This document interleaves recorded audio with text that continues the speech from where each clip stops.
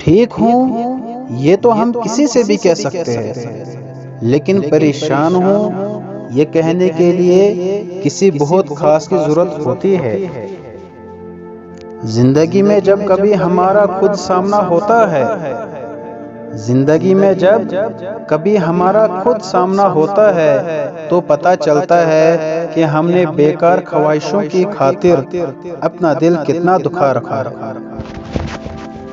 جب دونوں ایک دوسرے کو حاصل کرنے کے لیے اللہ تعالیٰ سے دعا مانگتے رہتے ہیں کہ اے اللہ ہم کو ایک کر دے، کہ اے اللہ ہم کو ایک کر دے، تو اللہ ان دونوں کو ضرور ملا دیتے ہیں۔ ناراضگی بھی کتنے مزے کا رشتہ ہے، ناراضگی بھی کتنے مزے کا رشتہ ہے، انسان اگلے بندے کے دل و دماغ میں رہتا ہے۔ سب کے سامنے اپنے دکھ بیان نہ کرو، لوگ آپ کے ساتھ رو کر سنیں گے اور پھر دوسروں کو ہنس کر سنائیں گے۔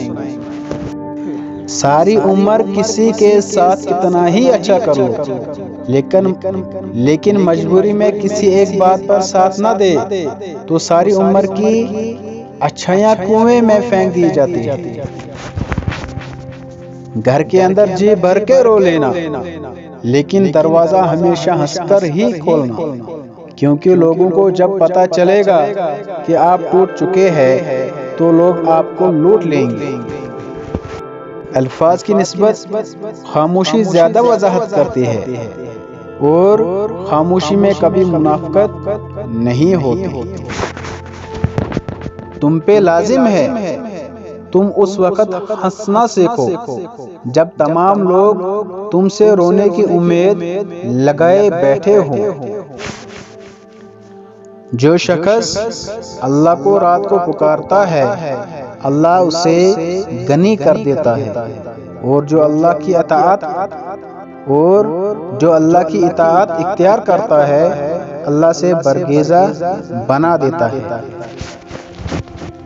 انسان کا دل توڑنے والا شخص اللہ کی تلاش نہیں کر سکتا۔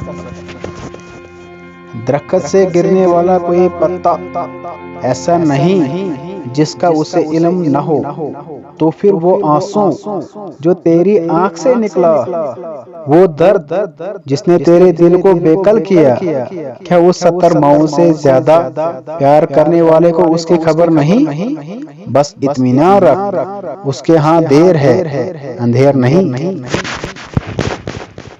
انسان بھی کیا شے ہے، دولت کمانے کے لیے اپنی صحت کھو دیتا ہے، اور پھر صحت کو پانے کے لیے وہی اپنی دولت کھو دیتا ہے۔ مستقبل کو سوچ کر اپنا حال ضائع کرتا، اور پھر مستقبل میں اپنا ماضی یاد کر کے روتا ہے۔ جیتا ایسے ہے جیسے کبھی مرنا ہی نہیں، اور مرتا ایسے ہے جیسے کبھی جیا ہی نہیں۔ میں نے کچھ لوگ لگا رکھے ہیں اپنی پیٹھ پیچھے، برائی کرنے کی تنخواہ کچھ بھی نہیں، کام بڑی ایمانداری سے کر رہے ہیں۔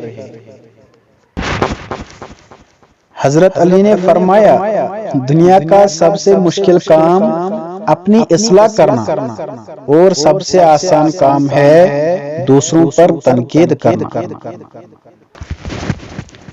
خدا سے دیکھو میں کتنا ڈر رہا ہوں، تجوری جیب دونوں بھر رہا ہوں، پڑوسی بھوکا ہے تیسرے دن سے، میں چوتھی بار عمرہ کر رہا ہوں۔